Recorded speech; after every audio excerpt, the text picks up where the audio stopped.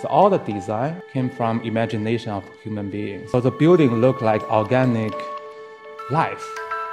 We are attracted as human beings by great design.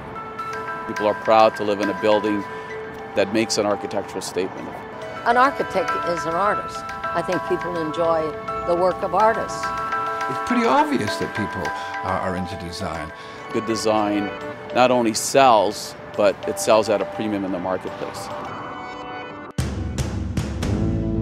Well, we always knew that this parcel of land at the corner of Burnhamthorpe and 10 was an important intersection for the city.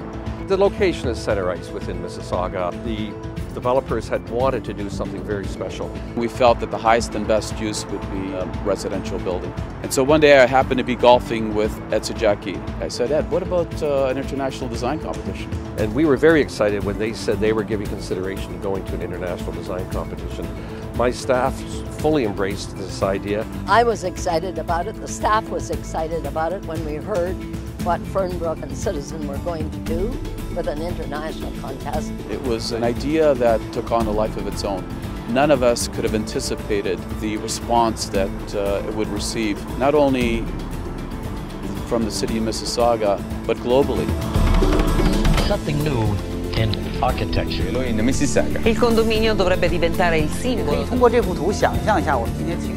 I like the Absolute for a couple of reasons. First of all, I like the way they did it.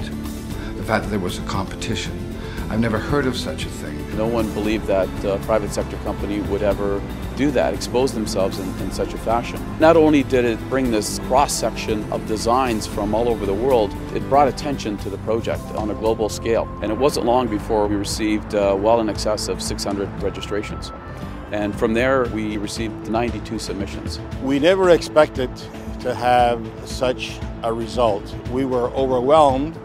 And then it was left up to the jury to decide who the finalists were. There was ultimately 6 that were shortlisted.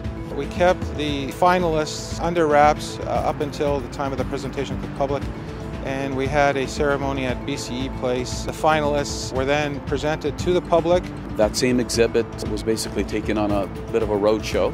And the public was asked to comment on what their favorites were. When I attended the presentation, they were very unique, very different, and I wondered which one would be chosen.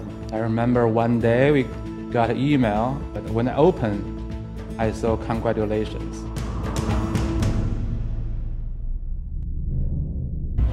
Mississauga has ambition to build a future. So I think the question is, what's the future city look like?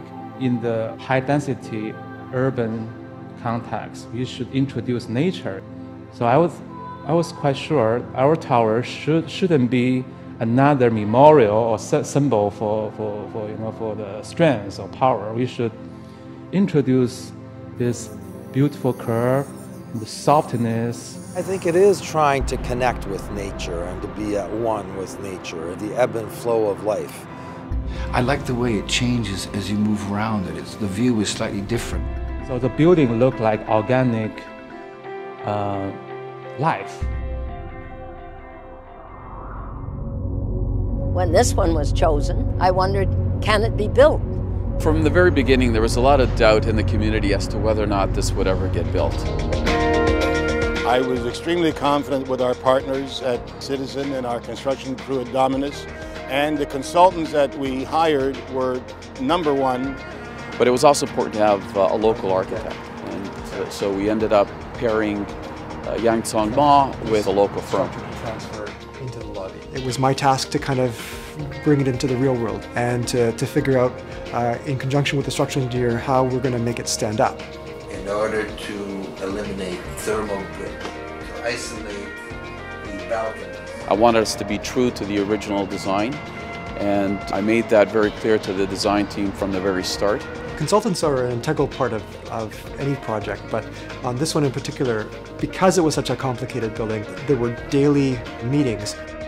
So we now had this great design, but we needed to sell the units. The marketing team that we had assembled created the interest among the buyers. Mississauga had not seen something like this before, and they were ready for it. I mean, it was a mad rush. I need to buy a unit in this building. I mingled with the crowd prior to us opening the doors, and I've never felt that kind of buzz. On the first weekend that we opened the sales office, we pretty much sold out the building. And so at that point, we decided that we were going to move quickly forward with the design of the next phase. And we sold that out in a matter of a couple of days as well. Usually we spend 3 to 4 months before we start digging. I think we spent close to a year before we started digging with this project. Obviously, structurally, that was the biggest challenge. Every floor was different. Each level, every level, starting from ground floor to the 56th floor, basically it was building a floor-by-floor project, starting right from scratch, and every floor was always unique. And it wasn't only the structure, it was every discipline of construction had to deal with what was next. And have you dealt with the wall forms and the pipe space in this particular area here? Yeah. It's very innovative, and we had to be innovative on our side. Innovative in the techniques, the details, and taking out their thinking caps and dealing with every part of construction, from concrete to windows to kitchens to electrical, mechanical. Whenever there was a challenge, everybody got involved in it. We got a lot of great response from the city. There was a lot of toing and froing between my staff and the consultants and engineers. With permits, construction details, engineering, they're also part of the team.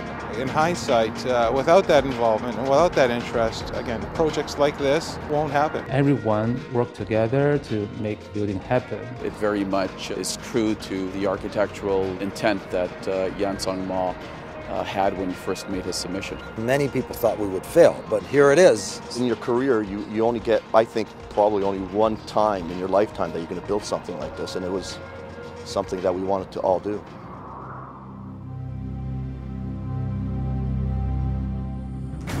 It's so wonderful that the private sector took the initiative. I really would hope that other cities would now take a look at this and see what Hazel has been able to do with her collaboration with us. The city's openness to zoning was a catalyst. It allowed this creative expression to be entertained in a serious way by business. The opportunity was rare, not only for me, but also for a city like Mississauga.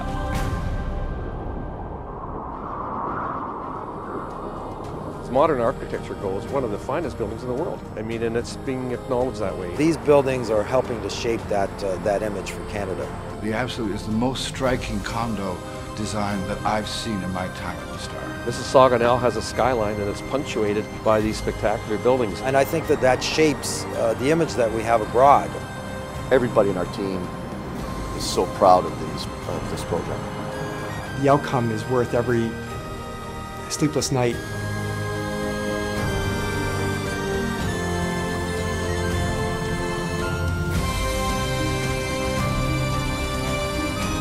We're hoping the building also can be a symbol for a future city.